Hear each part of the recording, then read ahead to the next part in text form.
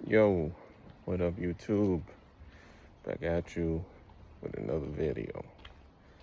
Oh man, um, I don't know. Maybe this is the season for relapses and all that jazz, but like that's pretty much what has been dominating my comments and DMs. People that they've been off for a little while, some from 2 weeks, others for 2 months or more even. And it just takes that one little slip. And like, as y'all know, like once you, how would you say, like once you slip, um, and you get a little bit of like that anxiety or fear of going through withdrawal again, it's easy to kind of stay on that wheel for however long until you know you put your foot down once again and finally quit again. uh, as I've said in the past, um, it's really just a matter of getting back on the wagon as soon as possible. um, it's really not that bad, um, especially like if you say you've been relapsing for 3 to 5 weeks, that the first couple of days, they are gonna suck. And honestly, it doesn't take much to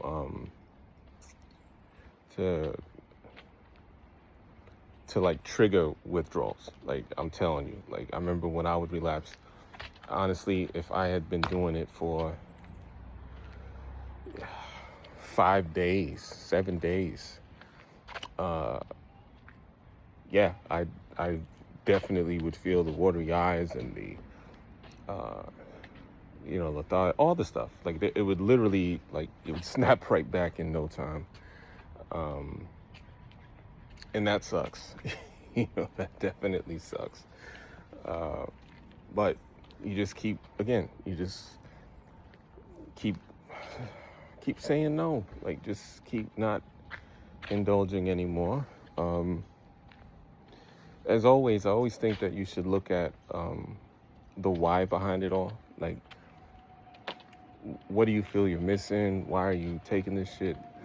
um yeah, I mean, I will say this much, and again, I really feel for you guys.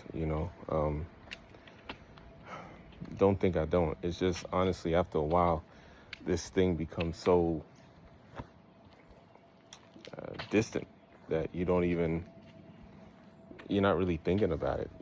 Like, you don't think about, oh wow, this is day 90s, whatever, or 100, and you don't think about it. It's Sunday, you know. Um, yeah, that's really all I could say. I mean, it's not much, but um, it is something that you can do. Like, you're gonna go through some bad nights, but honestly, if you've been on it, like, for example, I know I was on it for over a year. I know it. And um, you know, after 2 months, after a month, it's out of your system. I think, honestly, it's out of your system after 8, 9 days. But if you've been doing it for a long time, obviously it's going to take time.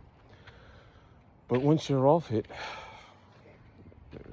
like, that's it, and life becomes normal again. And that's really all you could ask for, is just normalcy. But yeah, in the times where I've relapsed after having for a long time, I think one of the longer ones, I think I was off it for like 45, 60, 50 days, something like that. And then I relapsed, and then that's when I started posting again. Um, the No, I stayed on it for a long time after that. But I do recall, like, quitting after a short amount of time, and the withdrawals were not as bad. They sucked. Trust me, they did.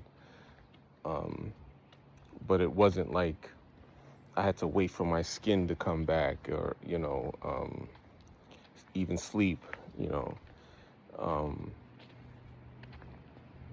But that's, again, if you relapse and stop within a month or two, excuse me, then you're gonna feel it, but it's not going to be like what you're used to. But it's definitely gonna, you're gonna know you're in it, you know. But yeah, there's only really one option. You know, you either stop or you continue fucking around with the shit, you know. Yeah, don't get me wrong. You know, I'm not trying to be harsh, but like that's pretty much it. Those are your only options. You either stop or don't stop. I mean, that's it. At this point, I think we all know what you'd be in for. Yeah, you're gonna have some sleepless nights and some anhedonia and discomfort, like the akathisia of the jolts, as I call them. Watery eyes and heavy depression. But that's pretty much it. And you just gotta fight. You just gotta fight. You gotta fight the lethargy. You gotta fight through the discomfort. And you gotta just, take it a day at a time. Take it a moment at a time.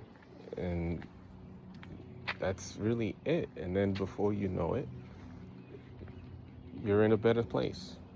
And it does happen. And it happens before too long.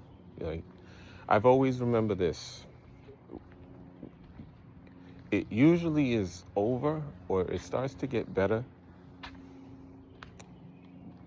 the moment you can no longer take it. Like, it's almost like it gives you like a last hurrah before it just dissipates and disappears. Because I do recall like some of the worst nights. That was, like the worst night, and it lingers. It definitely lingers, but it is what it is. But I do recall on some of the worst moments, like the moment I was like, oh my God, I can't take it anymore. That's when it was over. That's when I would clock out and actually get some sleep. And it's a lot better dealing with whatever issues you're dealing with when you are of sound mind. Obviously, like I said, things I'm dealing with, which even then it's getting better. But I think that also has to do with the fact that I am of sound mind, and so I'm able to look at things in a much more clear view, and that makes a difference. It doesn't mean that you don't feel what you feel, but you can handle it, better than just going to a bottle, or powder or pills. One thing that's also good about Kratom, will say this, it definitely helped getting off of alcohol, like absolutely. I don't think I've had any alcohol in about, it's got to be going on 4 months. And again, no desire for it either. I do think it's dangerous if you're bouncing between those two substances. You definitely got to be careful with that. I avoided a barbecue at my friend's house because I knew they'd be drinking and I didn't really want to partake, so yeah, I didn't go. Unfortunately, I would have loved to have gone. I definitely have people there that I haven't seen in a while due to the isolation that I put myself in while going through the withdrawal process. And yeah, I mean, I'd be lying if I said I wasn't depressed anymore. That's not true, but I do have more of an optimistic outlook on things. Um, you know, obviously, going through a breakup, whatever, that's tough. Um, one of the toughest ones for me, actually, because again, I'm not really that type. Like you know, yeah, I don't really do that. Like, I don't really allow myself to be vulnerable and all that other kind of shit. I mean, I guess outside of these videos, so maybe I have changed.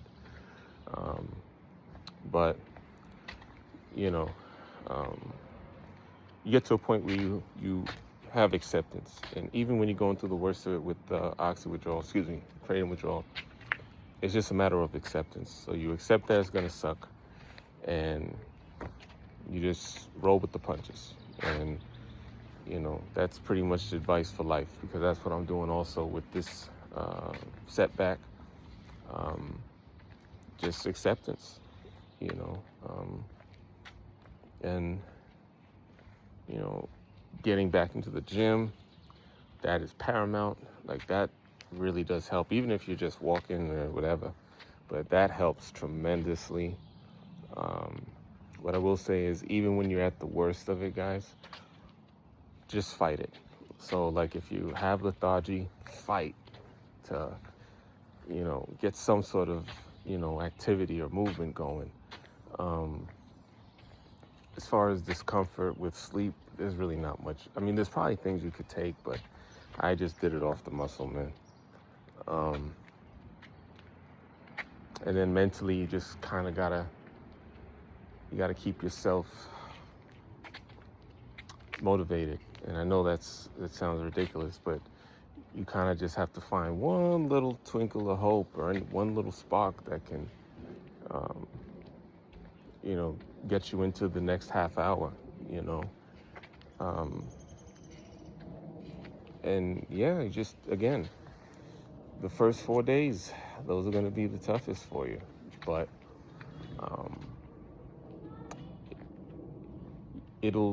it's so worth it, though, so, man, I guess that's really all I got. I didn't expect this to be this long. I figured it'd be 4 minutes, but yeah, that's all, folks. Like, it's really simple.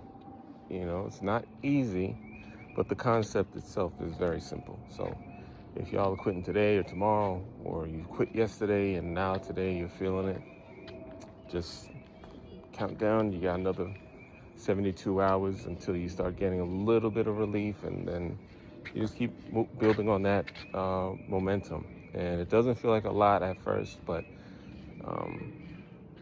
it does add up and accumulate rather quickly. So that's all I got. Good luck to y'all, and I'm rooting for you. All right, peace.